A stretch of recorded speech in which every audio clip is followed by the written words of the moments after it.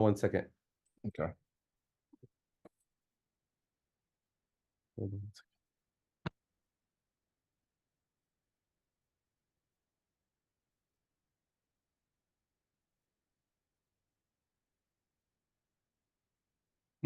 I believe it is.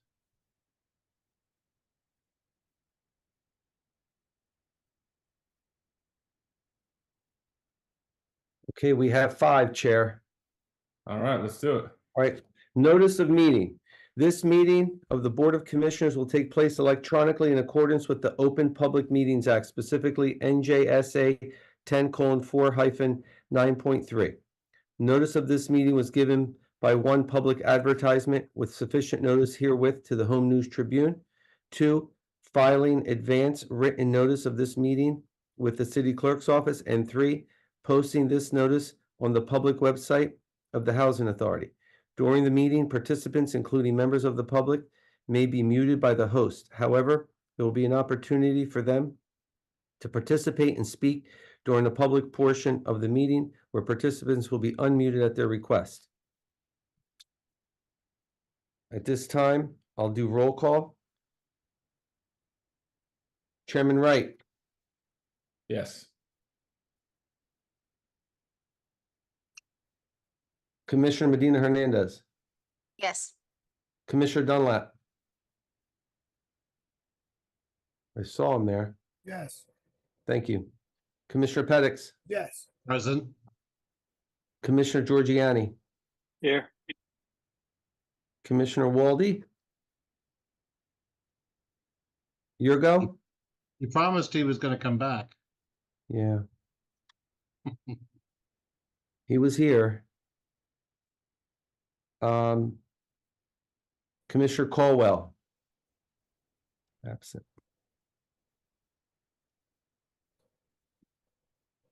We'll give him 5 seconds and I'm going to go to the Pledge of Allegiance.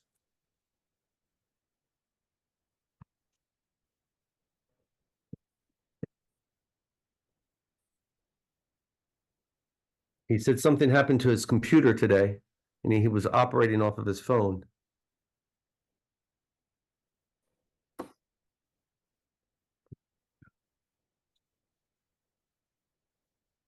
Dan, I say that we continue on. Excuse me, Ms. Hernandez, you have to go through the chair.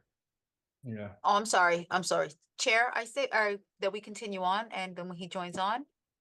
We're waiting on Mr. Dunlap. No, Yes. No, not Mr. Dunlap. Here. Wald. Walde. Mr. Okay, but Walde. we have. Here goes on. There he is. Okay, moot point. Let's do it. Great. Pledge allegiance.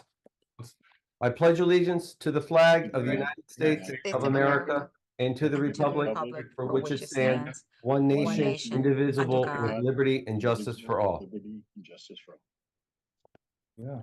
Under God, with liberty and justice for all. Okay, so we're going to address the consideration of meeting minutes. I have 2 sets of meeting minutes. I only had 4 commissioners last meeting, so they were unable because 2 of them had not looked over the minutes. I believe everyone's had substantial time to look over the minutes that I provided here. If there are no other questions, I'll need action on those minutes. I'll need a motion in a second for each independent minutes. So April, let me see. Yes. April and May. Okay, we have a motion. First set, second set. I'll make a Motion, motion to accept. okay. Motion by Giorgiani, I'll second. second by. Okay, roll call. Chairman Wright, Yes. Commissioner Medina Hernandez, Yes. Commissioner Dunlap. Commissioner Dunlap, Yes. thank you. Commissioner Pettix, Actually, I was absent for the April meeting, so I'm going to abstain.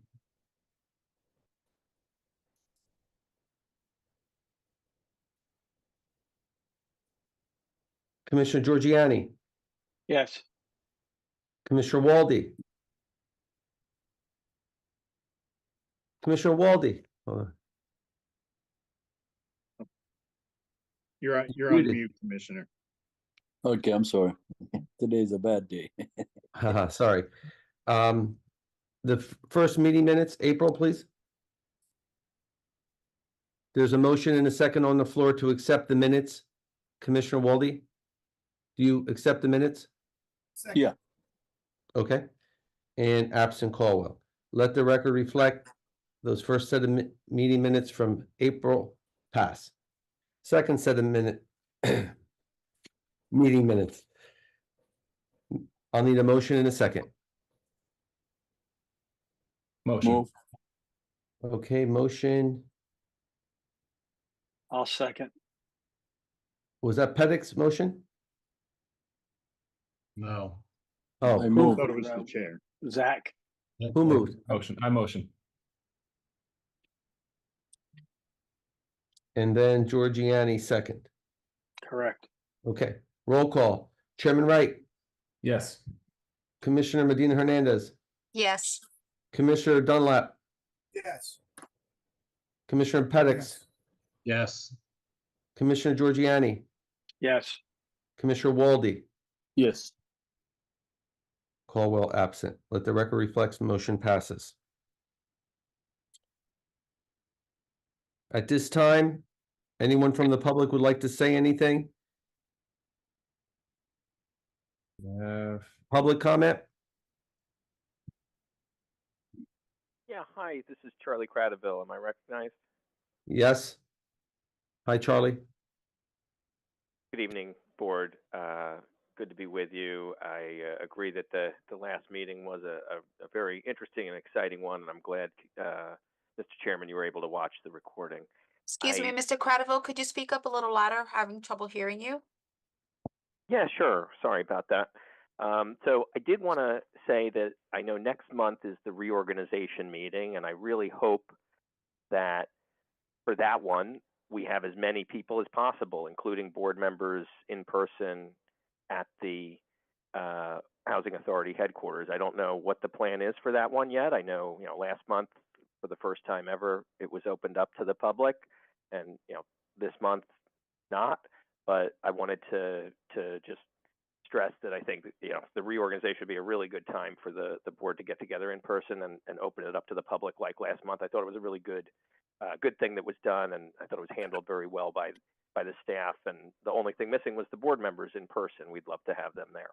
On the 5-year plan, I wanted to just make sure that somebody goes over the highlights of it. It doesn't necessarily have to be done now during my limited time, but I think that's an important document, and I'd like to know sort of how the authority arrived at the priorities there, and we'll also try to make it to the public hearing, which I think is going to be on the 16th.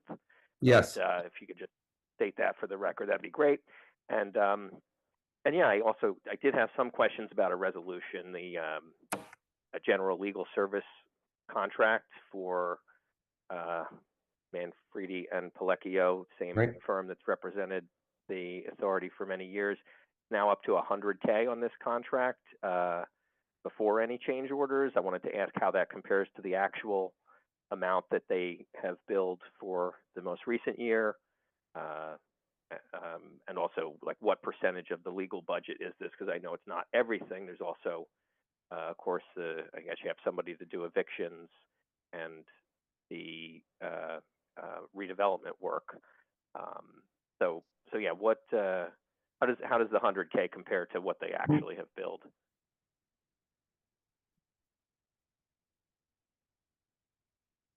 I think that's outside of the scope of the public comment. I think it's also outside of the scope of this particular meeting, but I think we're pretty good about answering the questions that you pepper us with. So what I would do is I'd reach directly out to Dan, and we'll release whatever information we can release to you. Okay, and I will say Mr. Toto is responsive when I reach out and does usually get me what I ask for. I think, however, this question is very appropriate for the board to answer before you vote on resolution number 34 that I see on your agenda here to award this firm up to another $100,000. And I think, you know, in the past, the authority has been off base with its estimates for how much this firm was going to be paid. And ultimately, this board was put in the uncomfortable position of having to approve change orders after the work had already been done. Let me ask you a to question, increase Charlie. the amount. Yes, sir. Let me ask you a question. In your interpretation, what do you believe would account for these sorts of deviations in our expense projections?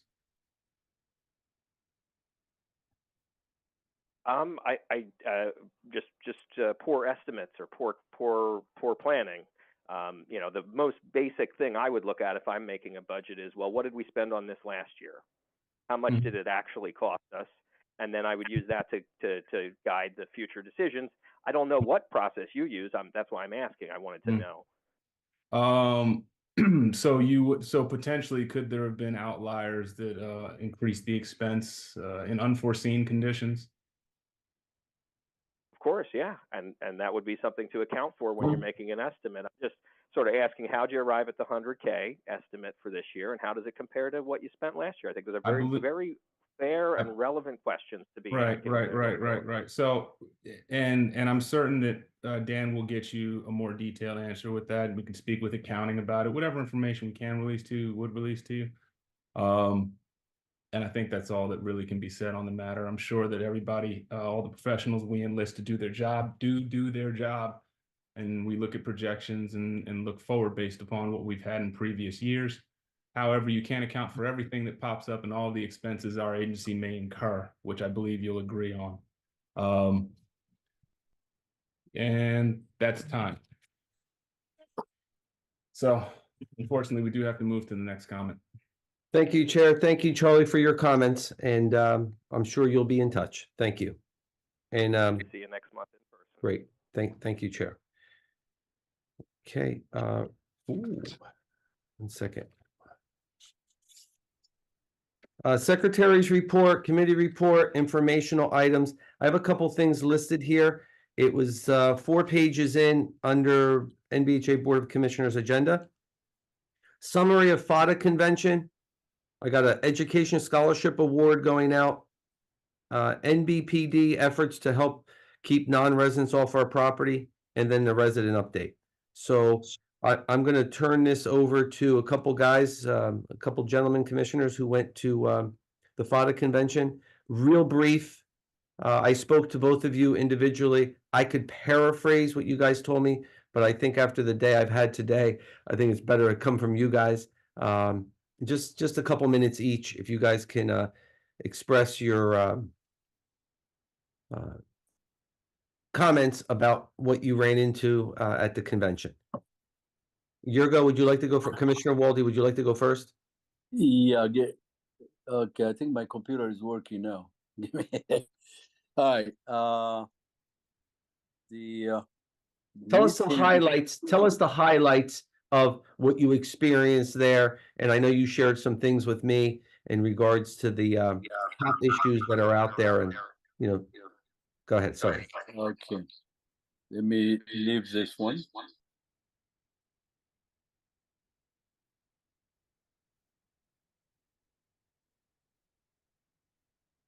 Sorry, I thought Walde was going to speak on. I have zero problem speaking on the conference. Okay, you go first. Go ahead.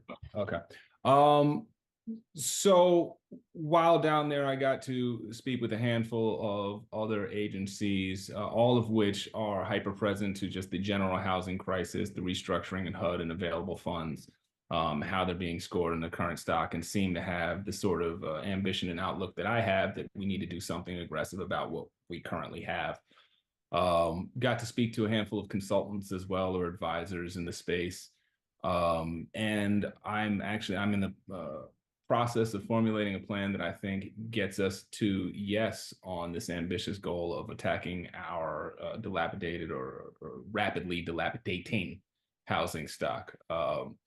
We've got some safety initiatives that are coming. I got to speak to folks that have put into place the types of security measures that we've recently put into place and are looking to put into place that we're getting great feedback on, including from last meeting from the residents in terms of the transformation of Roberson Village. And it was just really interesting to be in the room with people, first person having the conversations and immediately getting connected to the vendors and getting an understanding of the costs associated with it and how to do it. And that we're not alone in what we're looking to do. It was really, really fantastic. But I think the biggest takeaway was probably these consulting advisor contacts that are going to make all the difference in the world for us. That's great, Zach.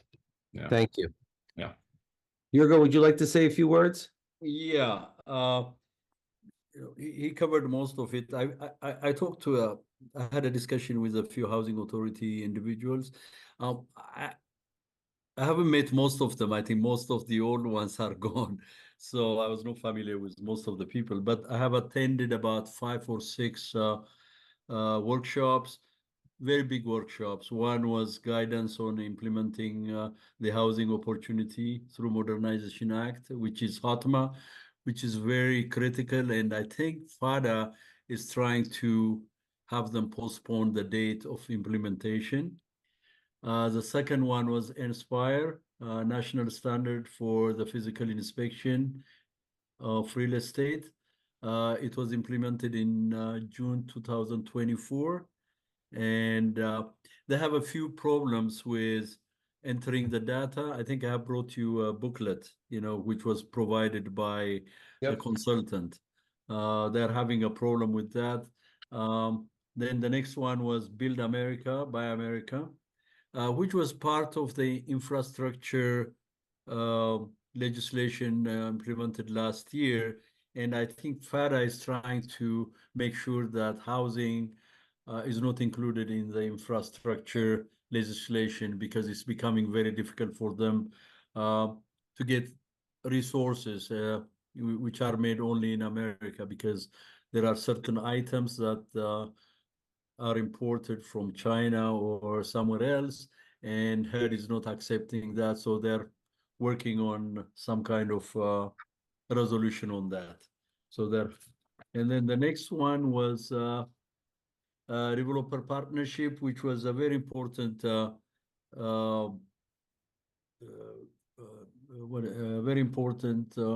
presentation by New Orleans, the Housing Authority of New Orleans, working with the city of New Orleans, as well as private agencies.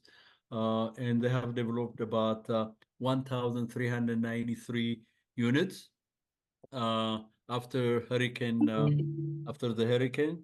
Out of that, 682 were mixed units, 351 replacement units, 133 affordable units, 227 market units. Out of this, I think HUD requires them to have 841 of them as HUD units, so they are working on that. The last one was HIP and PIC. I think HUD is going into HIP, a new way of reporting. HIP stands for Software on Housing Infrastructure Portal, and the new 5058 form, which I think use HIP, and they are replacing the Public Housing, Indian, and Housing Information Center, which was called PIC. I think that's my summary. Sorry, Siraj. That's great, Commissioner Walde. Thank you. And Chairman, thank you as well. Yeah. Thanks for doing that for us. Sat with the executive director to You did. update last week, I think. Tremendous. I'm sorry I had to kick you guys out of the office, but I had a lot of work to do. So I like that, though. I was able to keep it. Okay. New Brunswick Police Department's been outstanding. Anytime we have issues here on our grounds, people forget this is federal property. You don't have a right to walk through here.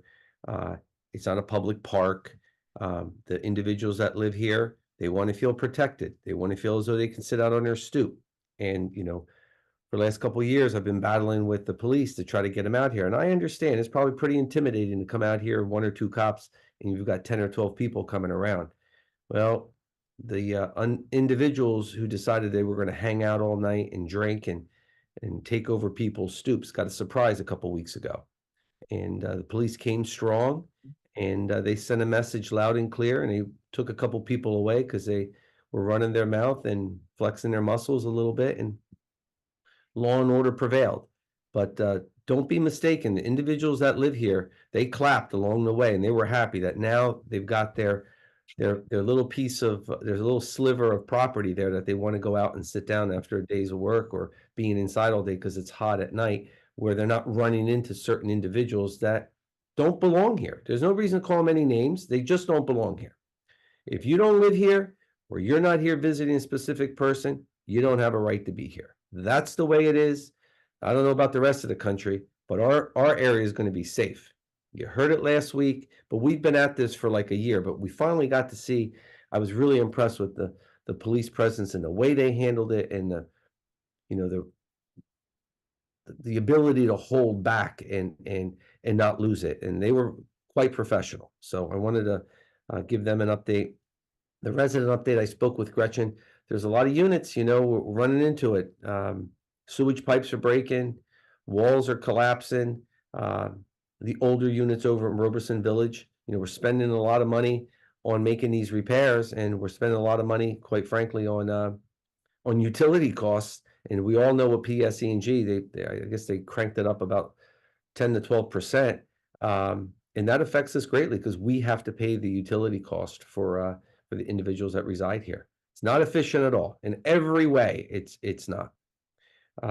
Also, there's an education scholarship award that's going to go out, 2 awards, first and second place. The applications are here. We leafleted the entire area. It's for 12-year-olds to 18-year-olds. I'm sure some people can bring whatever. We just wanted to get it started. We have the money available. We want to show the residents and the children specifically that there is a voice for you here. We were trying to do a summer math and reading program here in our nice community room that we have and just give Safe Haven. I wasn't able to pull it off. Summer's before us. I've got a lot of work ahead of me. So I did promise a lot of residents for next summer, God willing, we will have that. That I promise you. There are a lot of do-gooders out there that don't care about getting paid, and they're teachers and they're professionals, and they'll come up here and help children. Not that the New Brunswick school system doesn't, but it's always good to fill in that gap period. That's what I keep hearing over and over and over again from residents. They want education opportunities for their children. So I will let you all know who gets that award and have you guys come down and take some pictures with them and publicize that. Also, National Night Out, put on your calendars, August 6th is coming before us. That's always a great time. In the past, we say if you have 3 or more or 4 or more members, it's a sunshine violation act. I think we can do it in stages. Zach and a couple commissioners come at like 5 to 6, they leave, and then the other 3 come from like 6 to 7, and then the lone person can come and help me clean up at 8 o'clock. So I love it. I love that's National good. Night Out. August 6th, it's a Tuesday. Yep. You all have shirts. We've got great products coming. The city's really good. It is a good time. So, and that's all I have. Any unfinished business. So we had a walk-on last month, and I didn't have the resolution. And a few of the commissioners were inquiring about that and the way it was done and how I walked it on. And I have that resolution. It's in your packet. I wanted to include it for this month. It's a 90-day extension to that developer to get their act in order and move forward. So I wanted you to know that's been done. You have that. Alberto Camacho, thank you very much for assisting me with that. Problem. And if there are no other questions, we can jump into new business. Let's do it. Mr. Pettix? I'm We're sorry, good? I do have a question. Okay. Mr. Go ahead, Dunn, Commissioner. Hernandez. Thank you, Chair. The unfinished business, so IT employee that was done already for the website. I'm sorry? I'm sorry. Was looking at unfinished business. Yeah. IT employee was found for the website, because I know that was in discussion and working on the website. Yep. Am I Was he reading the found? right thing? Yeah, I understand. I'm just searching for the words to give you an answer so I don't sell this person out. I can tell you this. The individual that I have for the website has a day job, and I twisted his arm and he works. I can just tell you this. He works for a prosecutor's office, but not in our county, so there's no conflict. He's very good. He's very competent. The individual that I had before him, and I spoke to Charlie about this, and I even implored Charlie to help me find somebody, you know? Oh, Well, hold okay, on, I Dan. will tell you this. So the individual, his father was our plumber for years, he's a master plumber. And he's like a young kid, you know, pretty hip kid, graduated Mercer County Community College. You won't even believe it. His car blew up in his parking lot, literally like blew up, you know, down in the Trenton area. So he's out. He doesn't have a car. He can't get to work. But then I followed up with this individual that I know that works at, he's in communications, very sharp, understands it. So I kind of twisted his arm and I said, look, I'm catching a lot of flack, but you know, we should have this. It's not even, I deserve to get blamed for it. We should have someone that's, I can get them the information. At the drop of a hat, they're competent enough, they log on, they do it. The individual who I have as my IT individual came on after we had a conflict because the individual that we had prior should not have had the job for whatever reason. So we had to move forward after talking to legal, and we brought in our old individual, Manish Patel. It's a little expensive to keep using Manish to do this. That's why we want this employee to go ahead and do it at a set rate and within the configurations of what we can spend and what we can't. So yes, I wish I wasn't jinxed a couple weeks ago, but I was snake bit. Now we're moving forward, and I don't want to tell you that I'm going to guarantee you that this person's going to start in July, but I'm going to guarantee you he's starting in July. Okay? Okay, So, thank I'm you. sorry he's not started now. I told you guys I was going to open up the community room, or at least I told the residents here. I did. I don't know how many more times I can. I understand we were really short-staffed here. We don't have a whole lot of time to mess around, but we will start doing this. I can tell you this. And I should have had that in my informational piece. We're forming, and Gretchen Spencer knows this, a time for when residents can come in and vent to our staff. And I'm going to have the supervisor of maintenance there. I'm going to have my property manager there. I'll be there, and the individual who does the local public housing that works for us. And I think that's good because now you're putting a face with a name with a complaint, right? So I think as long as we have that dialogue, and I've already empowered my maintenance guys to go out there and knock on doors. You know, hey, Zach, do you have anything wrong with your apartment? Don't wait. You know, we're not fining you. Obviously, if you busted something out and it was your doing, that's a different story. But we've been finding that we've been able to head off a lot of these problems because we've been able to engage the residents, you know, and I asked the residents, have you been asked by maintenance that if you guys have a problem, if there's an issue, how they can help you? And, you know, overwhelmingly, they're saying yes. So, I'm sorry I diverted off of your question about the IT, but we're there. So I think you're going to be happy come July.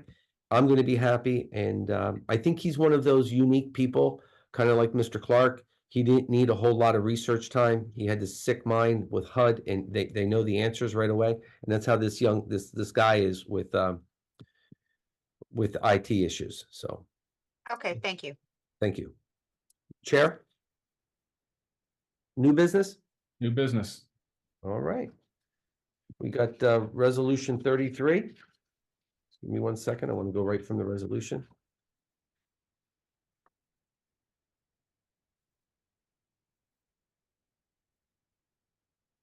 You all know the walk-on is there. 32. So we have actually to number 38. I know I had to send that through last minute email to you guys. All right. So resolution 33, which was previously listed as 32 in the original handouts that I sent you guys, is now been corrected to 33. That's some housekeeping matters that I have to, and that is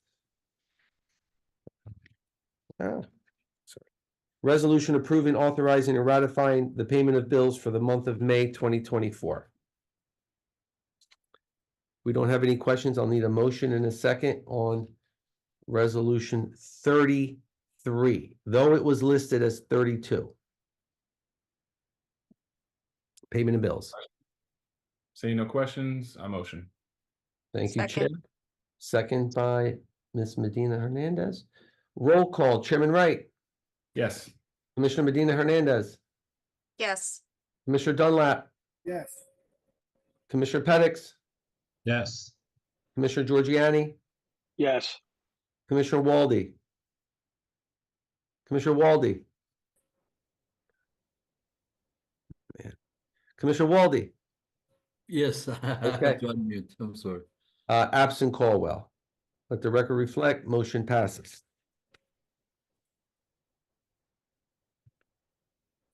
We're gonna go to resolution 34.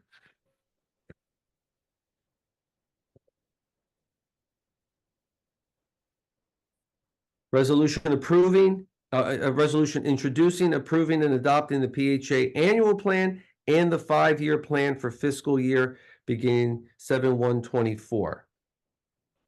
And this is not the final plan. There's still public comments. It's still open.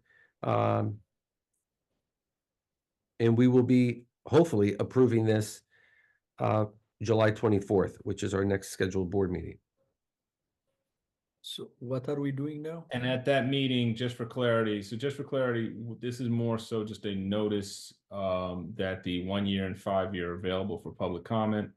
That the next meeting that we do have will be a hearing, which means that it's also available for people to show up and comment during that period as well.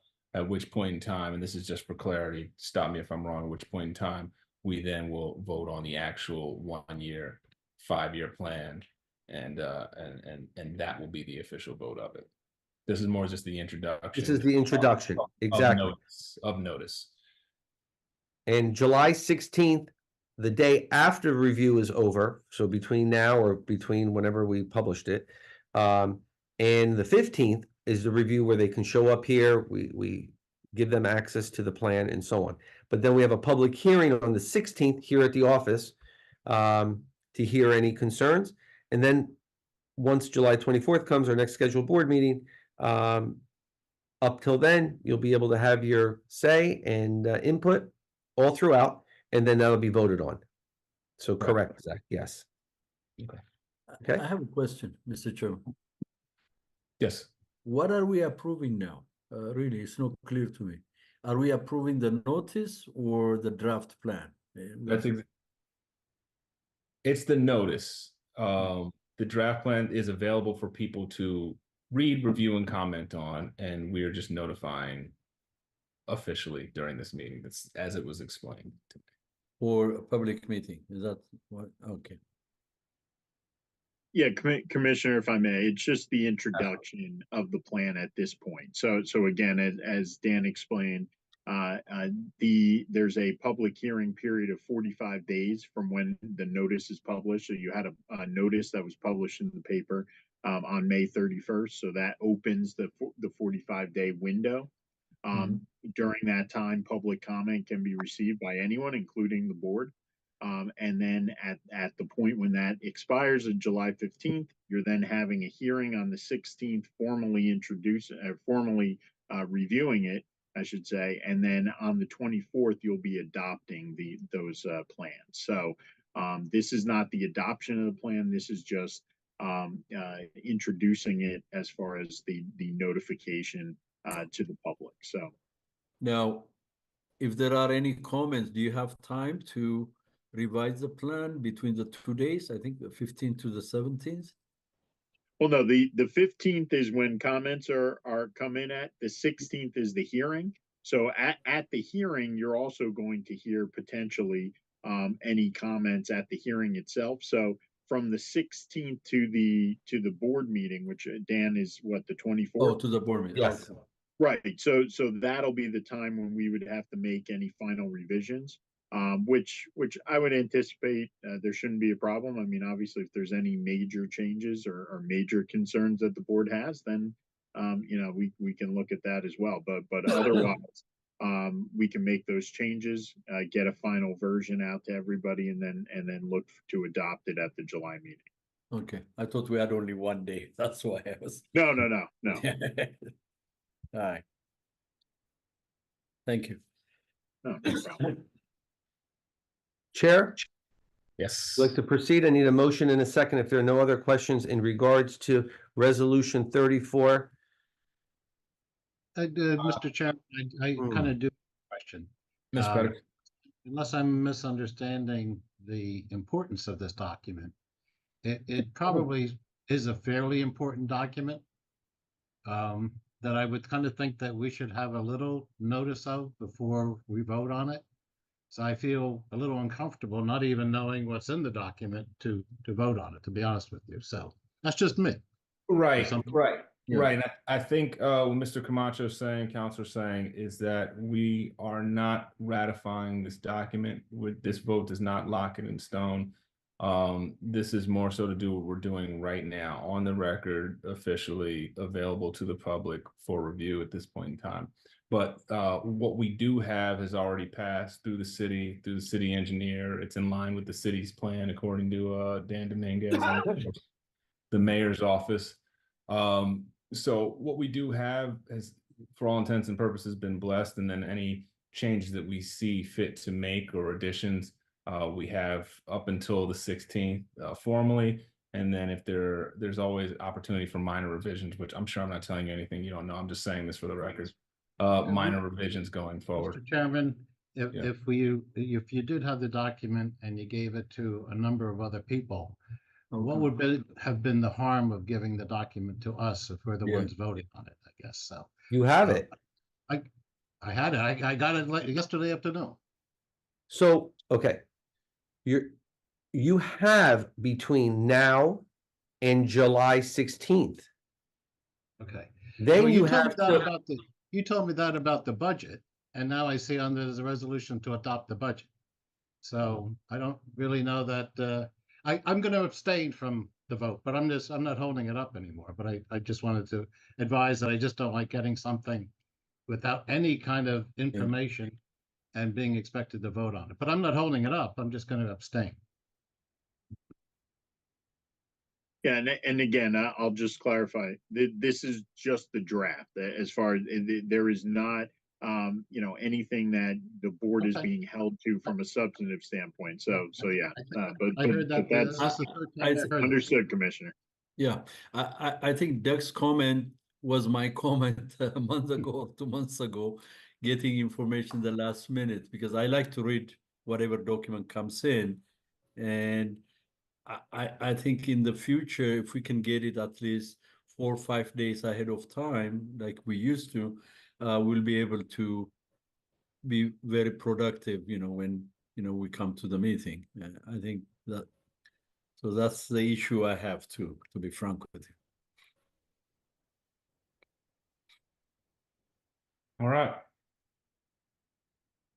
Any other comments on This is the- just a note. I mean, this is just a note, and hopefully we have time to review it. I'll go for it for now, but Okay. Do we have any? Am I frozen still? Can you hear me? My screen. yes, Chair. Any other comments? Okay. Chair, All if you- right. I need a motion and a second. I motion for the draft. Can you hear me? Speaking, can anybody hear me, the chair? Dunlap has something to say. Mr. Dunlap? Right, I just want to touch up before we move forward, not trying to hold anything back. Can't Chair, hear. having trouble hearing him. Yeah, I'm having Oh. trouble. How about Commissioner. now? Yeah, it's a little better. A little better. Thank you. Thank you. Just on what Commissioner Robles just stated there. Information at the last minute, not clear, not specific, not detailed enough for us to be confident about making decisions is important. So I'm hearing these two gentlemen speak on it, and it was mentioned as Commissioner Robles stated, and Commissioner Penix just stated, it's not comfortable for me to lack the knowledge that we should go forward aggressively, knowing that what we're doing consciously is right. That's my point of view here. So I'm going to abstain from this right here at this time. Perfectly fine. Between now and the 16th, we have the time to review this. Is this correct, Mr. Camacho? Absolutely, 100%. You just like any member of the public has the right to review it, to provide comments, to provide any concerns you have with regard to the plan. This is simply a draft that again has been presented to the city and has been notified to the public that this is our proposed plan. But again, any detail of that plan can be adjusted.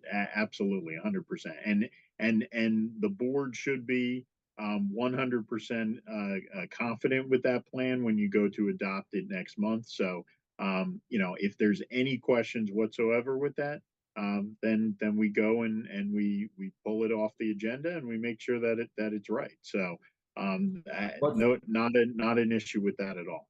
And we would be pulling that off of next month's agenda. What's the net effect of us tabling this vote today? Well, it's been introduced to the public, and there's been a notice sent to the public. So, I I would say if it is not voted on and approved by the board, then at that point we may have to pull that notification and start the process over again. Now you do have a requirement to provide the annual plan and the 5-year plan to HUD. It's supposed to be in line with your fiscal year. So your fiscal year starts July 1st. We would like to get that approval at the July meeting, but again, I mean, this is up to the board, and I completely understand the concern with with having that done. Again, this is simply to allow to approve the draft issuance to the to the public, and to have that public comment and hearing that you are looking to have on the 15th or on the 16th.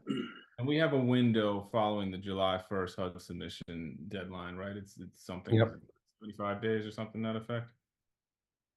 Yes. Okay. All right.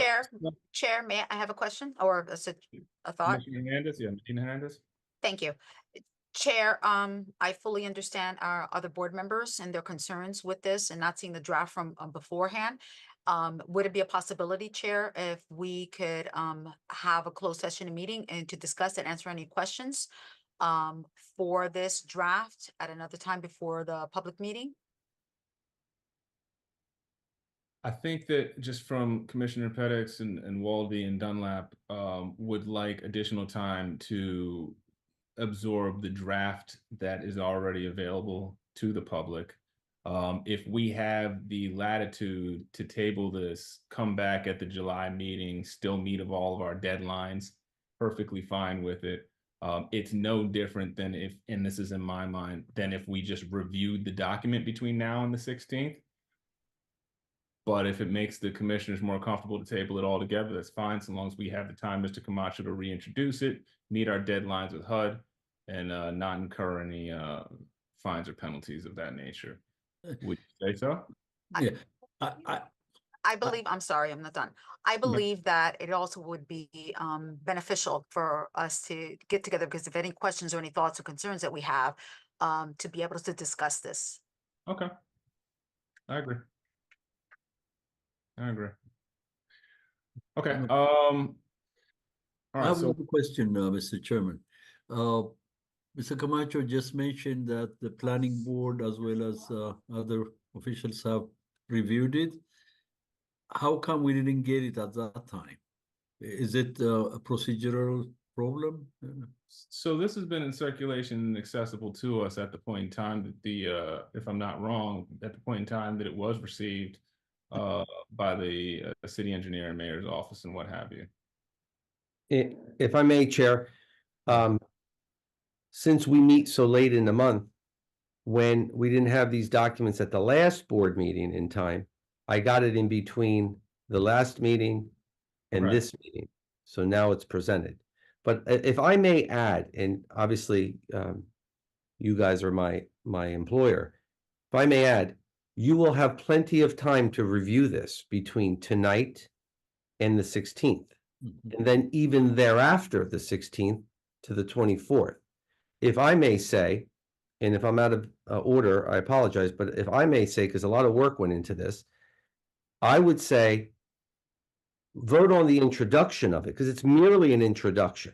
Then take all the time you have. If that's not enough time, we'll get you more time. But the city planning board's already approved this. They've already come and worked together with us. Dan Dominguez signed off on it because HUD requires that. And there's some other items in here that came down the pipeline from HUD that we have to go ahead and adhere to. But if it's for merely informational purpose and feeling comfortable with it, or you may even want to add something to it, you have all the time like the public does between now and the 16th. But I don't think to saddle this is the proper thing to do. The proper thing to do is it's an introduction. That's all it is. It has no teeth to it, but the introduction of it. I don't know the other way, if we go ahead and table this, what happens? And opens up the box, opens up the door to other issues. I don't think there's any harm in voting this through as an introduction. You've got till the 16th of Because 16th. ultimately, at the next meeting, it could be voted down. We Right. could determine that we don't like it in its current format in any way and want to change X number of items, and we have the latitude to do it at that meeting. The review time is there. Right. Yeah, and if I can suggest something for the board, when I'm hearing, if the board is comfortable, you can amend the resolution to just indicate that this is the issuance of the draft. Because that's really all you're approving tonight. You're not actually approving any substance of the draft. I completely understand the concern. So it may be that if the board is willing, it may be something where you say we amend the resolution to make it to read the issuance of the draft to the public. That's what you're really approving tonight, is just the issuance of that draft. And then when you're talking about next month, absolutely, you have every right to not approve the plan next month. You have every right to table it and to extend the time frame if you need more time to consider it. But allow that the public comment period that has already begun, but allow that to continue, and then you'll receive those comments and have the input from everybody for next month. That would allow the process to continue, but maybe can alleviate some of the concerns that I've heard. So just one suggestion. Chair, Right. may I? Like that as a course of action, Commissioner Or Medina. I think Mr. Dunlap Hernandez? had first. Commissioner Dunlap had first. To prevent this futuristically speaking. I think Mr. Commissioner Can't hear. Morgan said, let's get, can you hear me now? Is it Yeah. better? No. Just futuristically speaking, what we just went through could have been annihilated if we had more information on it. And then Mr. Tony just stated we're in the end of the month and things of that nature. That's all great and good. But we went through this before with lack of information how to do with time. And I'm just looking at the second time going through this. Time has been wasted or been used when it shouldn't have been when we're going through what we're going through right now. Let's get the information out to the commissioners as well as the public. Do time as best we can. Nobody's perfect here, but let's do it better. That's what we're saying, because we just went back and it's going to go forward. We didn't have to. That's what I'm saying. Give me the information I should have had. I can be consciously and confident and voting yea or nay or abstaining. That's all I'm saying. Right. I think that this is more, and it's a very good point. We should have We enough didn't hear. time. Can you repeat the? Chair, yes, I didn't hear. If you Please. could repeat. Mr. Thank Dunlap you. is Or summarize. Yeah, Thank Mr. you. To summarize, if he'll allow me and stop me if I'm wrong, Mr. Dunlap is saying that obviously you'd want to have whatever documentation you're going to vote into being with enough lead time in order to review it and to vote intelligently Yes. on the subject matter. And I wholly agree. However, in this instance, we are not voting on something to take effect. We are just voting on acknowledging the existence of a present draft that we have the opportunity to review and the option to shoot down later on. So consider this 17 days notice before the next meeting to be able to review this document. And if we don't review it in that 17 days, we could still change it further down the line. It's flexible and we have those powers in place. But we do have the forewarning to review it. So I do like the change of Amendment. language, Counselor, in terms of amending the resolution to say the introduction of the draft, so that we're clear about it. And I believe that speaks to all the issues that were brought up. Again, stop me if I'm wrong, and I saw Commissioner Walde had your hand up too. Commissioner Walde? Oh, no, I agree. I mean, if he does the amendment to the resolution, I'll be okay. Okay. Yeah. And hopefully this is a lesson for us in the future, you know. So hold on, Commissioner, hold on, we're getting off track here. Let me read this to you guys. You tell me if you're comfortable with this resolution. Whereas the Housing Authority drafted plan and advertised the plan for comments to be received by July 15th, 2024. And whereas the public comments and any final changes will be presented at the board meeting on July 24th. Right. You think anything else has to be changed? I personally don't. I do like the way that Mr. Camacho put it, and if we need to reword the language, I personally am fine with it. Me, a singular commissioner on this board. In the interest of the objections and the comments that have been presented, though, if a language change is what makes you comfortable voting for the introduction of this draft tonight, I'm also fine with that. I see there being plenty of runway for us to review it and make a decision coming up. That's me personally. I'm not the entirety of the board. Thank you, Chair. I just wanted the rest of the commissioners to hear that. Yeah. I'm good with it now with the explanation and clarifications that I just received. I'm good with it.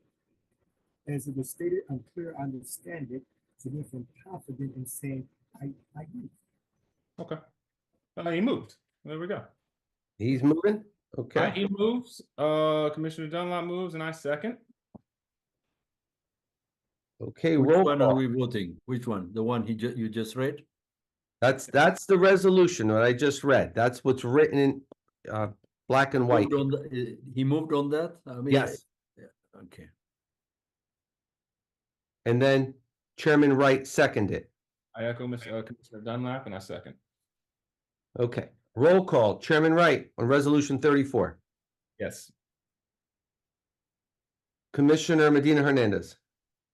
Yes. Commissioner Dunlap. Yes. Commissioner Pettix. Abstain. Commissioner Giorgiani. Yes. Commissioner Walde. Yes. Let the record reflect, motion passes. Resolution 35. I could just make one last explanation as to the abstention on that, Mr. Chairman. Absolutely. Sure. I just kind of, once again, kind of felt that if this document was around, I have no disrespect to the city engineer, no disrespect to the planning board, no disrespect to the list of other city officials who reviewed it. I just kind of felt, and it kind of bothered me, the comment that we're getting it at the same time as the public, which I have nothing against the public.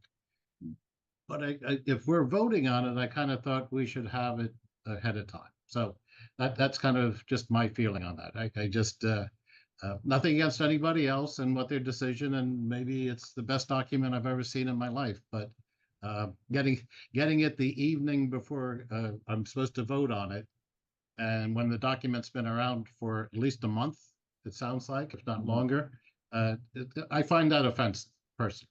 So, but I'm just one commissioner. May I, Chair? Commissioner Medina Hernandez? Yes. Yes, the only comment that I have is that in the future, any other types of documents like this, that we get it more in advance. I understand that the resolution was changed, so the wording indicated, of course, is a draft. Mr. Dunlap, Commissioner Dunlap, thank you for bringing up your thoughts, but any important documents, we should be getting it much more in advance if it's in a round. Sure. That item has been voted, correct? Yes. Yes, Close the vote. motion passes. All right, motion passes. Thank you, Chair. Resolution 35.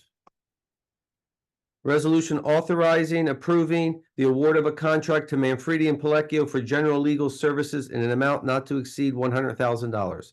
And just for the record, there was a challenger on it, and they were not successful. They didn't come remotely close. Given, Mr. Chair, if I could ask a question on that. Commissioner Pettis. If there's one thing I kind of know about is municipal finance. The tape. But I would have to say that what was the basis for this? I did kind of have that question before the public had it. Especially attorneys. I know nothing against attorneys. I've dealt with attorneys for the last 40 years. But it would be nice to know the basis for spending over $8,000 a month for legal expenses on average. And what did we pay in the last fiscal year?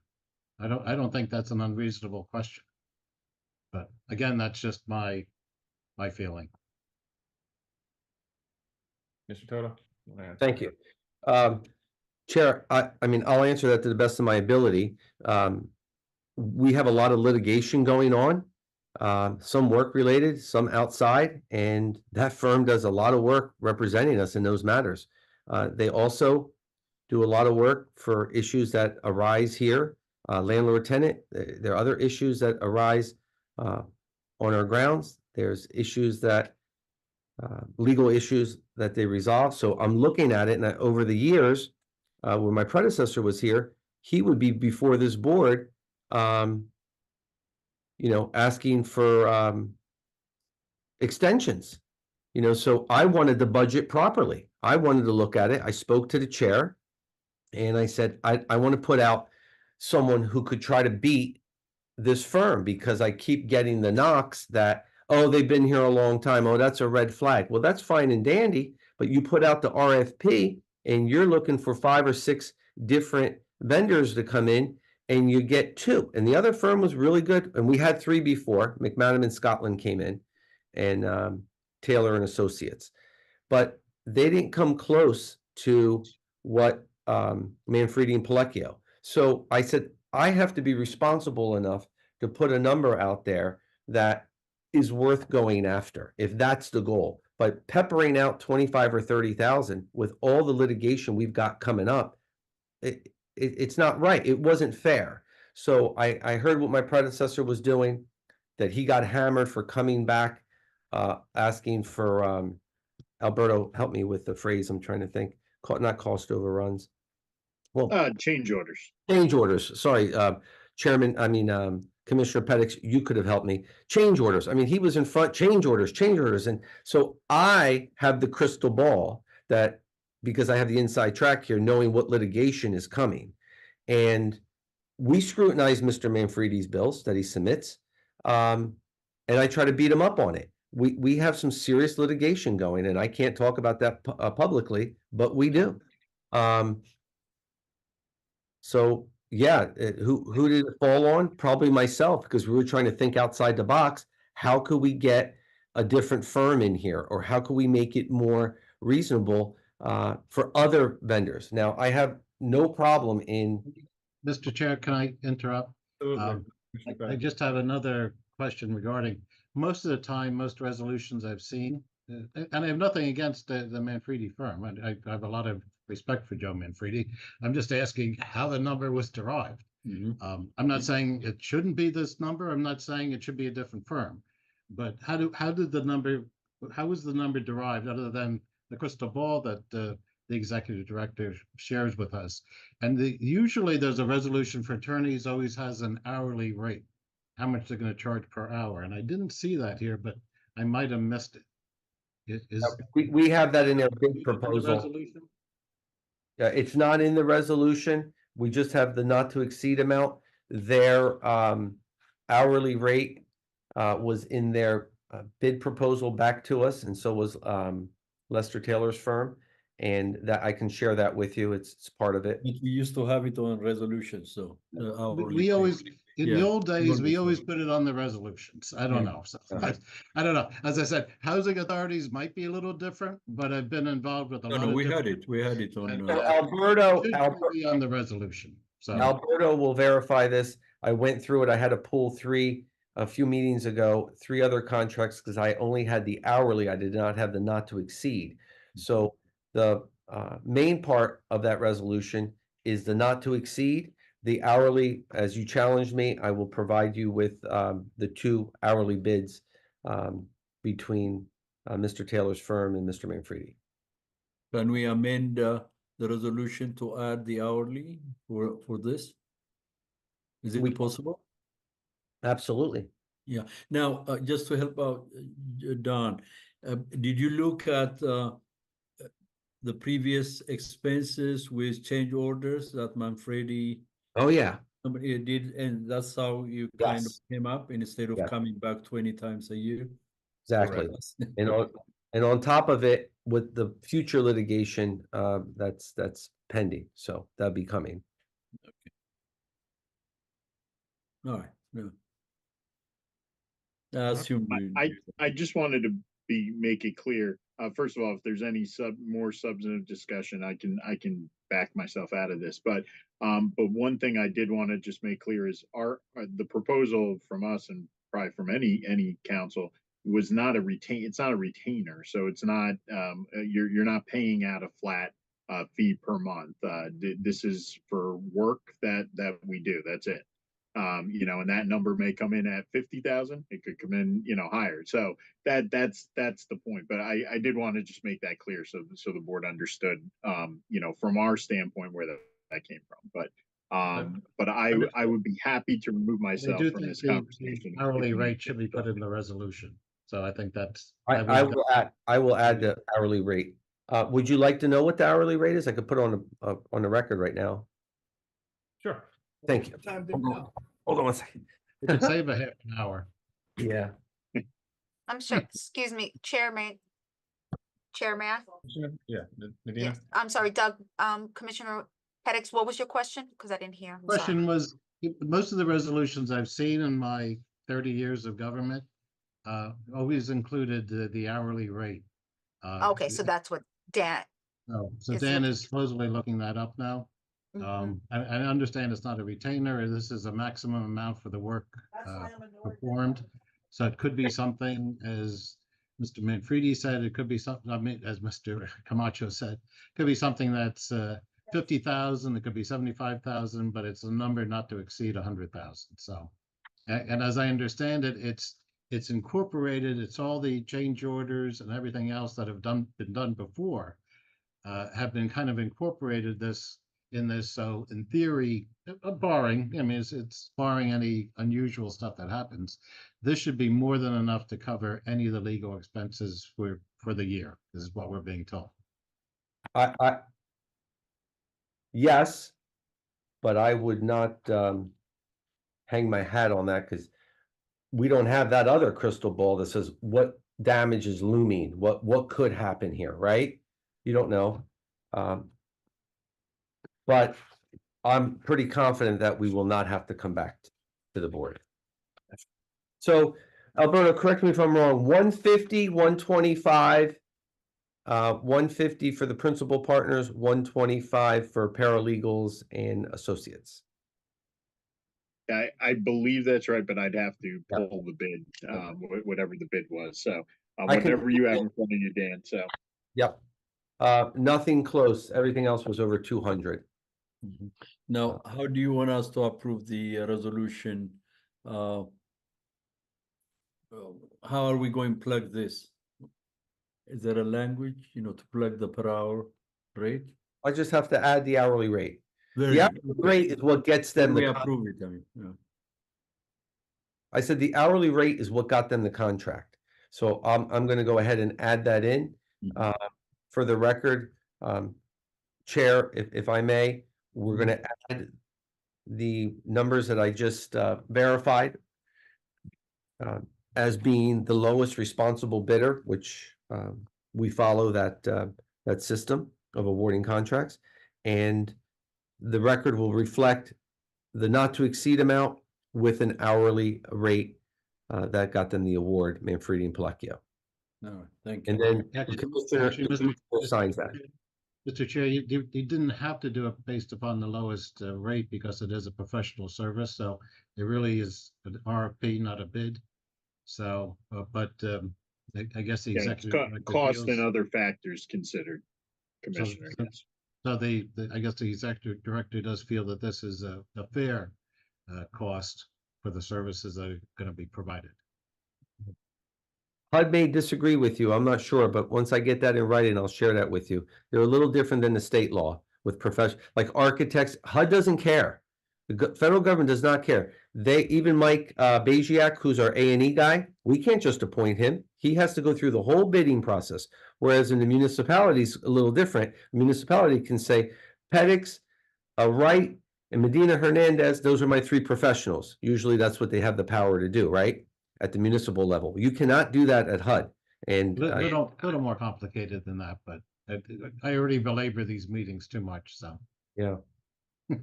So we're under a different set of guidelines as far as HUD is concerned, is what you're Yep. saying. Yes.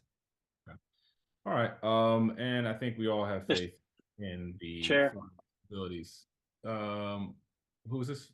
Oh, Commissioner Georgiano. Giuliani. Yes, sir. So what, can we just get this down of what is exactly going on? Because we had three different things going down. I We're want to vo- make sure if I'm voting on something, that Yep. which way it's going to go. Are we going to amend this? 100%. And then you're going to tell us what this is about, or we're just amending this, or we're going to have to wait till the next meeting and we're going to say, hey, okay, whatever it is, 125, 150 for this and that, and we just re-vote on it. I'd just like to know which way we're going.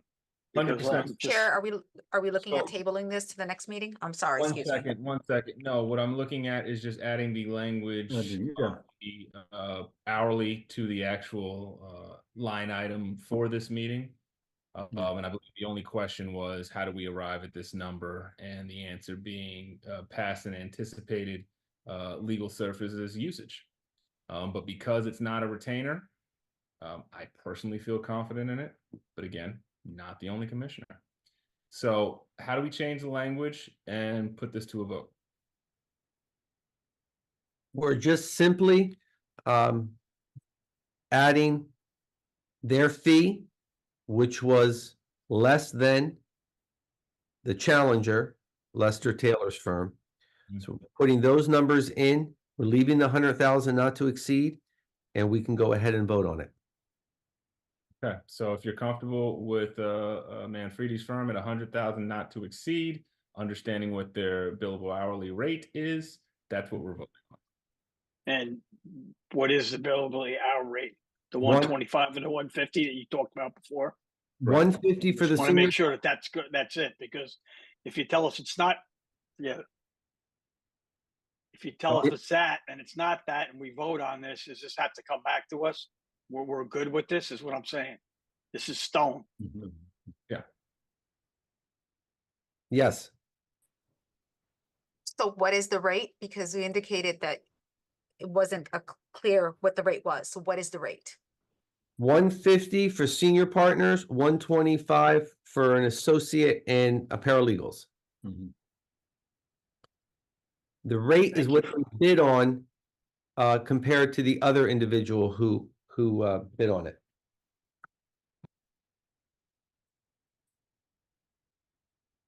I just found.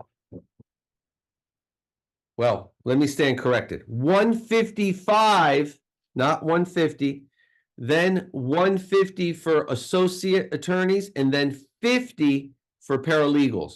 $50 for paralegals. So 155, 150, 50. Okay, thank you. Okay, 155 for, The reason I got thrown off on the 125, that was Taylor's group. They wanted 125 paralegals, 200 hourly rate attorneys, 220 hourly rate partners. So that's how we judge them, a score sheet. so Thank this you. will be plugged in then. Okay, Yeah, let's plug it in. okay.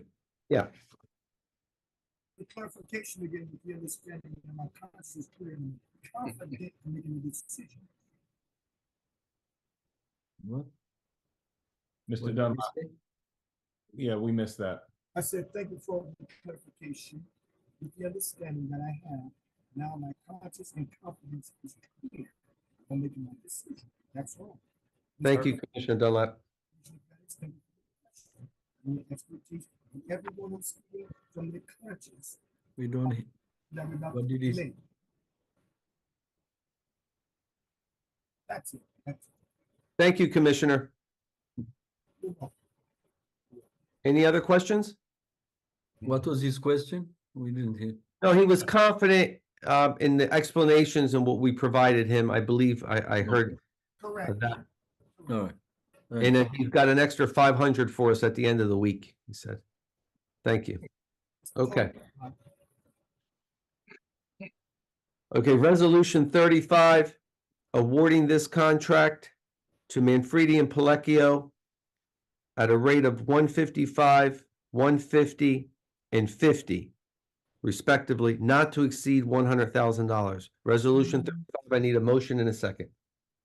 I'll make the motion. I'll second. Mr. Pettick's motion, Medina Hernandez a second. Roll call, Chairman Wright, Yes.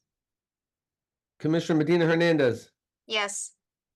Commissioner Dunlap, Yes. Commissioner Pettix, Yes. Commissioner Giorgiani, Yes. Commissioner Walde, Yes. Caldwell absent.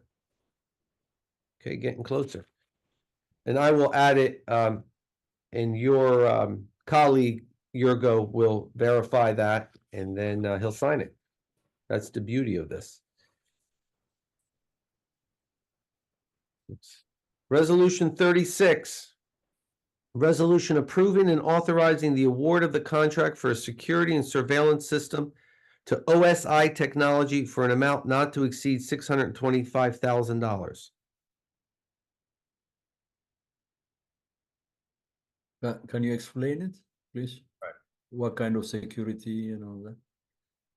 So in our master plan, in our 5-year plan, before I even took over, there was a emphasis on the safety and security of our residents and how best to handle that. And this agency got into the surveillance business. And like anything else, it got outdated. It became ineffective. It was not reliable. And at times just downright useless. So Chairman Wright and I, for the last 6 or 7 months, have been researching different plans, meeting with different people, seeing different systems, seeing how they operated at other municipalities. And we were quite happy with this particular product. It's called the Verkada product. In the documents that I provided are more than enough information on that type of product and the success of it. We did have 18 solicitors coming forth wanting RFPs, inquiring, checking out our property to give us the best price. So now that drove some excitement to us, because typically anytime we go out to vendors, we get 1 or 2, sometimes 1, mostly 1 when it comes to plumbing and carpentry. But anyway, this particular thing was so aggressively pursued that we had to, right, Alberto, we had to extend time in the middle of this RFP. We had to amend the RFP. So this award was the cheapest or inexpensive with the particular specs that we were looking for. So we were looking for certain specifications in the bid, and they came in at the lowest. Now, that does not mean we're going to spend $625,000. But what it does mean is that we've gotten started, and we're not going to, we feel confident enough with the camera system, where they're going to put the hardwire system, because right now we do not have a hardwire system. We have what's called an antenna system. That's kind of what makes it ineffective. And I don't want to get into what system's good, what system's bad. We just know this is a good system for the protection of our citizens and to work in connection with the police department. They're very familiar with it. We've talked to law enforcement. They're excited about this, that we're going to have this system. They're going to be able to remotely control it from where they are, where now you have to come in here and use, I don't know if you see my system there, use our surveillance system at the site. They're going to be able to access it once we give them authorization to do that, obviously. right from their cell phone or laptop. What else? What else would you like to know? Was their bid 625,000? You said No, something, yeah. It was a little lower, Oh, okay, okay. but what I want to inform you about is there's a 10-year warranty. So let's say it was 610,000. That's what their winning bid was. There was nothing close to it, by the way. For 10 years, I figured $61,000 a year, right, Zach? Is that how we did the math, the fuzzy math? It's going to cost you $61,000 a year to run a state-of-the-art operation, and you have a warranty. You've got a system where we didn't have that before, and we were spending a lot of money on a system that, quite frankly, it kind of wore out itself in the long run. So that's how we came up with it. Now, listen, this is up to you guys. You don't want to cover some of the area, you want to cover less. You have a different idea with it, please let us know. But No, my question Chair, was when you said. Can I ask a question? Oh, I'm sorry. One second, please. Commissioner Walde and then Commissioner Pettis. Okay. No, I had that question because he said we might not use that amount. That's why I had a question. Super fair. so I don't want to leave that dangling like that for Mr. Walde, Commissioner Walde. So, this is 14 acres. There's a lot of ground out here. There may or may not be a different angle, a different set. You may only need 2 cameras to cover a roadway. Oh, okay. These are all things that were explained to me. But you can't come in on the cheap and think you're going to do something and cut corners when you don't know. We may get more information that there's, you hate to use the word, but unscrupulous activity in a certain area. So we want to be able to move those cameras there. So yes, efficiency, cost effectiveness, all that's important, but we didn't want that to be our issue.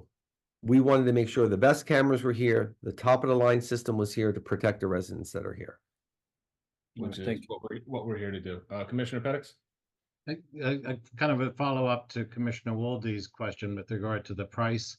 I'm surprised you don't have a firm price that when you went out, somebody didn't come back to you and say, we're going to install these cameras for this and this. So I'm a little surprised at the. No, they did. Don't be surprised. They did. I have to cut you off. Absolutely. They have to give you firm prices, but things could change in the installation of it, what they may run into. That's why we have to have a not to exceed clause. Because I was really big on having no change orders. I don't want to come back and say, oh, well, we need to do X, Y, and Z. I'd rather have it on the lower side. The question is, how much was the actual bid? 610. So if the bid is 610, I've never heard of going to 625. The bid is 610. If Yeah. there is a change order, you have to deal with the change order at a later time, but you have to go with what the bid is. That's not true. You can have an expectation because you may run into. To stop you, let's get the attorney's opinion on this. So, Mr. Camacho, I've never heard of when you have a bid, awarding something higher than the bid. It's the bid. If you have a bid, you're silenced. Mr. Camacho? You're I'll muted, Mr. Camacho. just ask them. Okay, sorry about that. I apologize. We lost power here, so I had to jump on my phone. Yes, to answer your question, Commissioner, the number here was $610,106.71. That is the bid. Now, what the executive director wanted to do was include a contingency in there, which you can do. You can add that to any contract to award with the contingency, which is what he did, which would be to allow to and not to exceed at the 625. But that $610,000 number is your low bid. And that was the lowest bid out of any of the bids, the highest, I believe, being 1.7 million. But if your question is you want to award it without any contingency and leave it at the 610, that's absolutely fine. And in fact, that's what is typically done. But you can include, as long as it's clear to everyone, that you're including a contingency up to that 625. So that's what the executive director had done in this case. But and just the one other thing that just stuck out at me was it looks like there's a 5-year financing through Summit Financial. And I just was curious why you were financing this and not just, Flat out. I guess, why not just buying it? Right. Yeah, so that is an option, Commissioner, and I just want to be clear on that. So that you had a financing option of a 5-year financing that would allow you to pay that over that time. But again, that is an option. That is not something that the board has to do, and certainly, like you just pointed out, if the board wants to outright go directly with the contractor for that $610,000, that's fine. That's up to the board, obviously. So Will So they not? do we have this money available? Is this money available through some sort of capital fund that we could actually encumber 625,000 or 610,000? Or are you planning to finance this? And if you are planning to finance this, at Interest. what rate is it going to be financed at? Anybody? Dan? Okay. Alberto was on a roll. So I have some numbers, and Commissioner Pettis is right. There's some capital funds that you can go into. There's management improvement that you can go into, and administration money that's available now. It's not all the money. We have some redevelopment money that we can tap into. I think we can split some from this year's budget, fiscal year 2024, and the new year coming, 2025. So there was a combination, and yes, we wanted to give you the option where maybe we shouldn't use up all our money here to buy it outright if we can have that financing option available, and at what rate and for how long. I feel uncomfortable approving a financing option without knowing the financing terms personally. Of course. I was kind of surprised to see it in the resolution. Now, are we beholden, Mr. Camacho, are we beholden to financing it if we were to approve this today, or is that just an option of payment around this resolution? no, that is an option of payment, but I want to be clear. To approve the resolution, you do have to have a certification, and that is within the resolution, that you are certifying you have funds available for this award. As long as you do, which is what the executive director just explained, you can award the contract for the amount, and then the question would be whether or not, from a convenience standpoint, the housing authority wants to enter into that separate finance agreement. But the award of the contract is what this is for. The mention of the financing was to be transparent with the board, that was an option that was provided as far as getting that funding through or getting the product through a financing option. So that was available, but that is not what the award is. The award is for the contract to this to OSI Technology for this amount. So For the 610-106. the 610-106-71, that is what their bid was. Again, the what Dan was doing was including a contingency up to an NTE of 625. With what he explained to me, and Dan, you can obviously speak for yourself, but the idea being that the number may actually be less than that 610 Right. when you actually go through it and say, okay, we looked at this and we want to remove a camera here, we want to remove a camera there, which is why it was put in the resolution the way it was. But to Commissioner Pettick's point, the number and the bid was $610,106.71. Commissioner Walde? Yeah.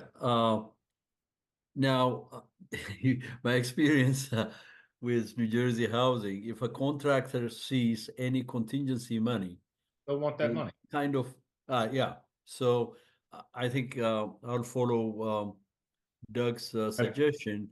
If we're going to go ahead and approve it, we should take out that 25,000, and then if we need the money later on, then we can come back and have it approved. Because if they see that, they will come back and take that money. I mean, create some issue. Now, the second thing, if we approve this, are we saying that if we don't have sufficient fund, that we're going finance it with, I don't know, with the bank or somebody? And then if we do that, how are we going to pay the interest? Because it's not included in the 610. So here are the two financing options I was looking here, because Yeah. what I wanted to talk about tonight was exactly how Alberto phrased it to you. And then Mr. Pettis comes up with a obviously reasonable, great question. How are we going to pay for this? And I wanted to have that conversation with you all. If we're going to go ahead and do this, these are some options. Yes, can we go ahead and afford it and pay it? We do have the money to go ahead and do that. Or do we go ahead and do option A or option B here? Cost of the 610, the option would be to put a down payment of 150, 60-month terms, $1 buyout at the end of the term, monthly payment $9,037. Then we had option B, acquisition cost of 610, which is the total price of the solution provided. This option does show a down payment of 150,000, annual payments of 105 for 5 years. I do not see second invoice. I do not see a financing number, like a interest rate.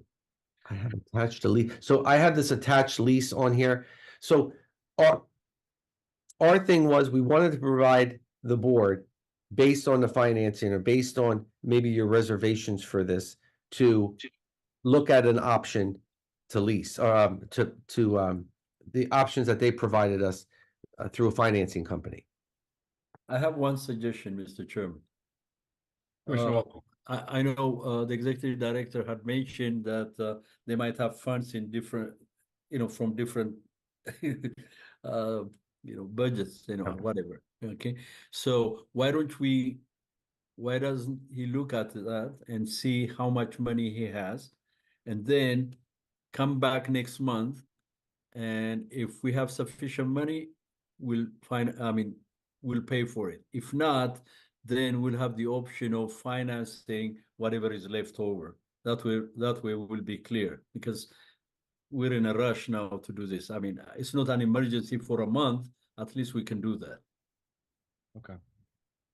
Okay. So you're saying you want to table this, come back with the financing, the proposed interest rate if we're going to pursue that option. I think Mr. Toto's saying we do actually have the physical funds, but if we were going to pull those funds, the sources from which we would pull them. Yeah.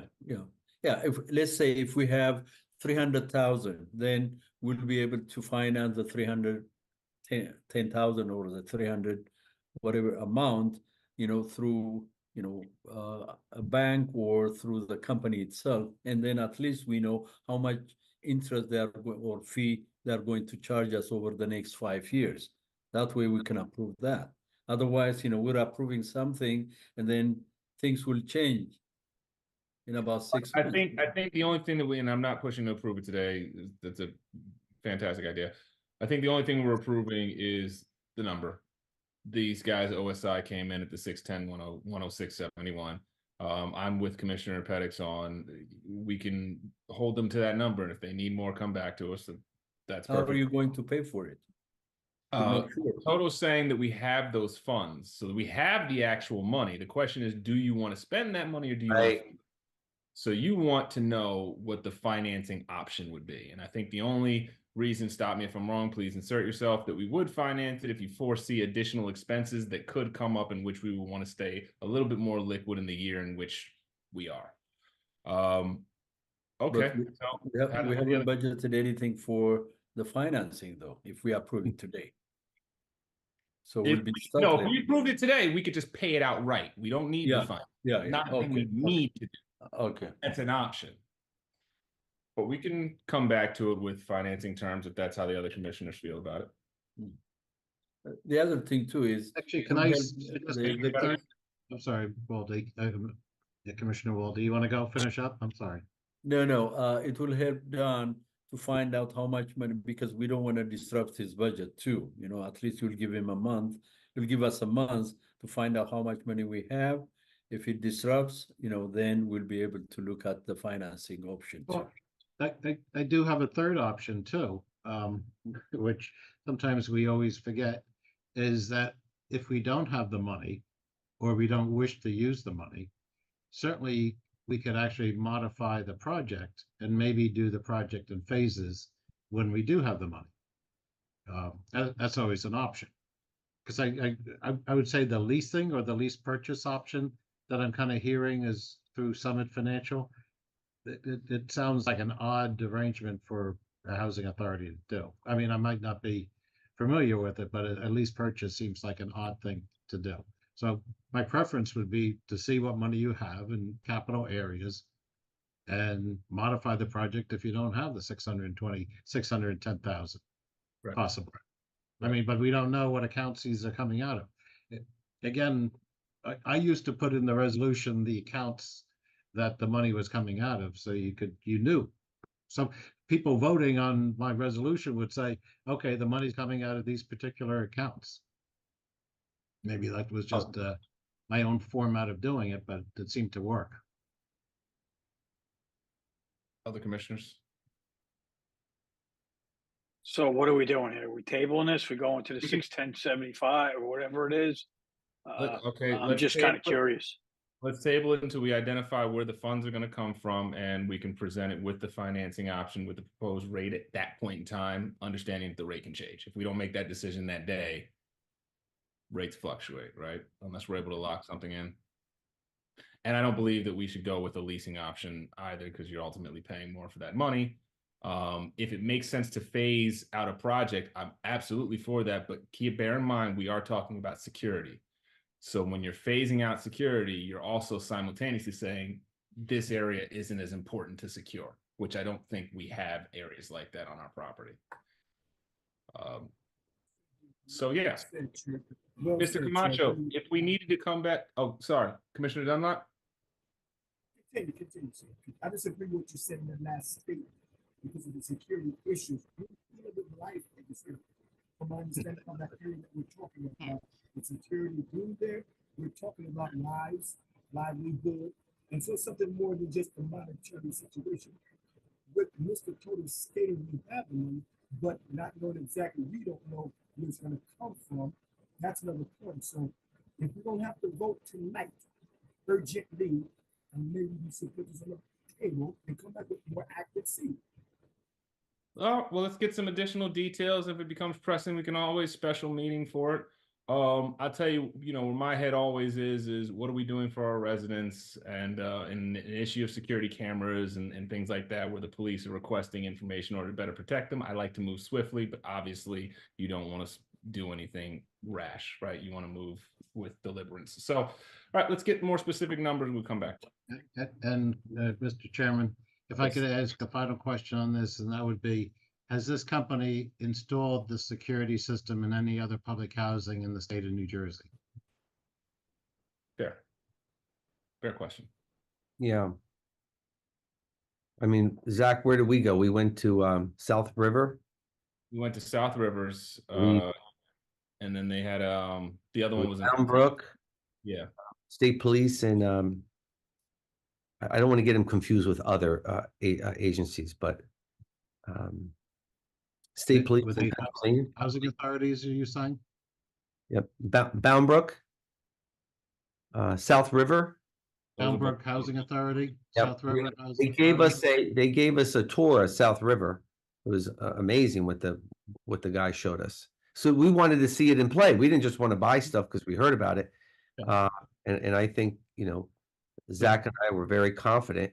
And then So the answer is yes. The answer is yes. The answer is yes, and it's impressive stuff. We've seen Thank it. you. Yeah. Okay. So we'll get So let's a on motion to table. motion to table.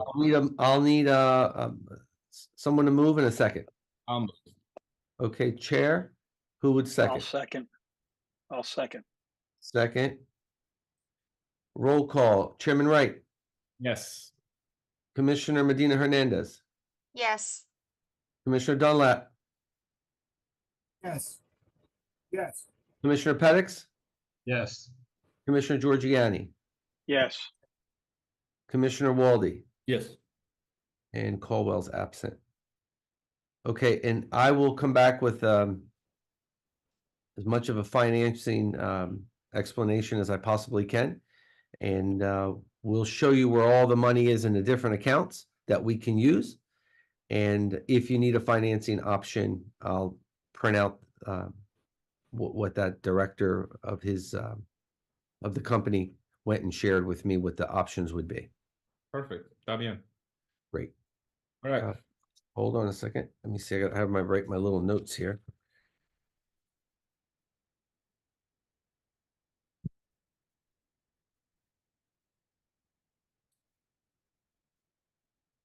Can I suggest something, Mr. Chairman? Resolution. Oh, so sorry. That's Yeah. okay. Yeah, when you work on this, if, is it possible, maybe the chairperson, you, and since Doug has a lot of experience, to work out the draft, and discuss it before it comes? No offense, Doug, but I have an accountant here that we pay a Oh, lot okay, of, okay. so we should use him. Oh, And okay, Commissioner Pettis can scrutinize that, okay, very good. I'd be Yeah. happy. Thank you. Thank you. No, that's what you need, right? Not to scrutinize, to help. No, he should. Yeah, absolutely. That's his job. Resolution 37. Resolution approving and ratifying emergency repairs made to a sewage line in a housing unit 19 Carter that resulted in serious damage to the upstairs bathroom and cabinets in the kitchen downstairs. Also, a collapsed 3-tier concrete riser porch at 19 Gatlin, leaving the resident without an egress to the housing unit, not to exceed $25,000. From what I'm understanding, that bill's going to be under. Some of this is ongoing from when it happened over 2 weekends ago, I believe. Let me see. Last weekend. I guess this weekend will be this. No, this will be the third weekend. So over 2 weekends ago. I have to, by law, inform you when I use an emergency contractor for a specific purpose that cannot continue for a work week or following, or it's something more than our staff can handle. So that's what you have before you. And that is resolution 37. There are no questions. A motion in a second. Move. Make a motion. Motion 6. And second, Chairman Wright. Okay, roll call. Chairman Wright, Yes. Commissioner Medina Hernandez, Yes. Commissioner Dunlap, Yes. Yes. Okay. Yes. Yes. Commissioner Pettis, Yes. Yes. Commissioner Giorgiani, Yes. Commissioner Walde, Yes. and Caldwell's absent. Okay, this is a add-on, walk-on, however you want to refer to it. I think I called it the wrong thing last time. Fly on. Whatever. This is the resolution approving the late submission of the Housing Authority of the City of New Brunswick's FYE 25 budget, 6/30/25 budget. So that came across my desk today. There were some questions on it when we submitted it back before as a review. My accountant told me that we had to go ahead and have a resolution identifying the late submission of it. It has happened in the past here. It's not atypical, but it's unfortunate. We have it, they have it. We're confident that it's going to be okay, and that the board's going to be happy with it at your full adoption whenever it comes back to us from the state, from the DCA. Did I cover all my bases, Alberto, after we talked about this? Yeah, the only thing I would just add is state law requires the resolution, which is why it's being brought to you. If there is a late submission, that a resolution is attached essentially to that budget saying what the reason is for the late submission, which is why that resolution's before you.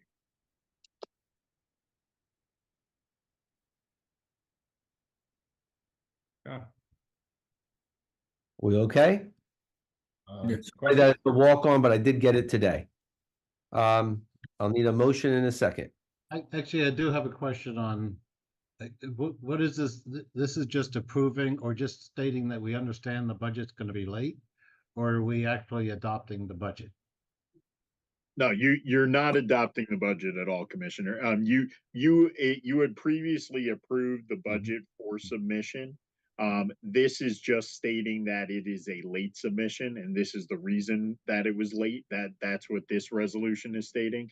And then once the state approves it, which we are hoping and are confident they would, that at that point, then it'll come back to the board and the board will adopt the budget at that point. So that'll be at a different meeting. And share with me why the budget, why we're submitting this late?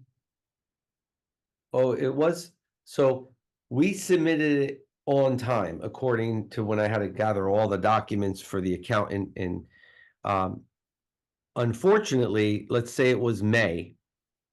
It did not coincide with their time period. I believe it was 45 days within. So we were like right under the cut. So we thought we were going to be okay, even though we submitted it. I don't remember the gentleman's name, Mr. Wolf, I think, at DCA. And then I got this letter memo today, and my accountant called and said they didn't take it. It's technically late. You have to write a reason why it's late. And I mean, my reason, I think I'll share it with you. It's for whereas is down. It says, whereas the Housing Authority was unable to submit its budget for FYE 625 prior to the 60-day requirement, and that's what I did. I went in 45 days. It was by 15 days. Due to the fact that Daniel Toto recently took over a new position as executive director and was reviewing staff positions and workflow production to determine salary increases and staff responsibilities per position, this directly affected the budget preparation process. Okay. And one other attorney question. Since I work part-time for the Department of Community Affairs, is it a conflict of interest for me to vote on a resolution that's going to the Department of Community Affairs? Well, do you work in any way related to this particular the submission of budgets with the DCA? Are you involved in that in any way? I'm on the same floor. I know most of the people there. I Okay. interact with them. Yeah, tell me. You're not involved in approving the budget in any way or with the state. You know, I mean, what I would say, Commissioner, is that you're not required to recuse yourself from the conversation or from the vote, but certainly you have that right if you would like to. You know, you can. That's any commissioner's right if they felt. But from a standpoint of a mandatory conflict, I do not see a mandatory conflict in this case. So. I would just be concerned about the optics of. Yeah, absolutely. And I think from that standpoint, if you'd like to recuse yourself from it, that's fine. So, And Commissioner Fedix, just if I may interrupt, Alberto, this is this has really no teeth other than to say, hey, look, mea culpa, we're moving it forward. We recognize as a board it's late, but for your final vote, I think if your conscience is there and you don't want to vote for it, you don't have to vote for it in late July. But at this point, you're just saying, look, I've identified, he made a presentation to us, he told us he submitted it 45 days instead of 60 days. That was it. It came back. There's some issues with it. And by the next board meeting, or even August, let's say, it should be back in front of us. And maybe at that time, I'm just, you know, I understand. Yeah, you're just approving the late. That I do deal with Commissioner Suarez when I do go down there. I just don't want anyone to think that somehow there's a conflict. So I prefer to recuse myself. I think if we have a quorum, he shouldn't vote, really. Okay. Yeah. Sounds great. So I'll need a motion in a second if there are no further questions. I move. Yergo, Mr. Walde. Okay, let's see. Move. Second. I'll second. Giorgiani. Second. Roll call. Chairman Wright. Yes. Commissioner Medina Hernandez. Yes. Commissioner Dunlap. Yes. Commissioner Pedix. Abstain. Recuse, however you want to put it down. Abstain. Yep. Yeah, Okay. Commissioner Giorgiani, Yes. Commissioner Walde, Yes. and Caldwell's absent. Okay. Let the record reflect, motion passes. It is 8:35. And I'll need a motion in a second for the adjournment. Move to adjourn. Second, Second by Medina Hernandez. Walde, motion. Roll call, Chairman Wright, Yes. Commissioner Medina Hernandez, yes. Commissioner Dunlap, Yes. Commissioner Yes. Penix, Yes. Commissioner Giorgiani, Oh, I Mr. saw a George- yes, I couldn't hear him. okay. I hear his head shaking, that helps with Zoom. Commissioner Walde, Yes. okay, Caldwell's absent, motion passes. I will tell you this. It's not as easy as people think getting documents to board members and so on. I will do exactly what you want. That's how you feel comfortable. If I get stuff along the way, I'll share it with you guys. I got to scan it, put it together, and I send it to you. Sometimes things happen last minute. We're waiting for things out of my control. You know, Alberto and I fight over this all the time. I want to put more pressure on people that I can respond on documents and so on.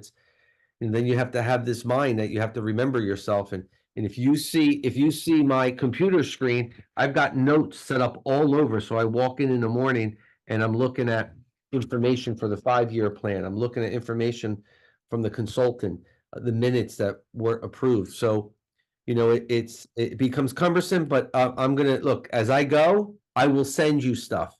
But no one should ever tell me, unless you give me the wrong email, that you didn't get something, because I would get an automatic return back and then I would be over you and I'd call. The only other person was Commissioner Giorgiani, changed his email. You know, he went from Opline to something else, and I can't get rid of it. I still got his old one, and I always send stuff to the old one that's defunct, but it comes back. And once in a while, I think Zach's a little temperamental with that stuff. But please reach out. Like, if you guys ever think you can get a hold of me, if I don't answer you right away, I'll call you. And I don't want to do a sneak attack on you and drop stuff on your lap the last second, but sometimes that's how it goes. I'll take the hit that I'm going to start getting you stuff early on, if I have it in my possession early on. And I'll get it to you guys, and it'll be continuous emails, but you'll get them.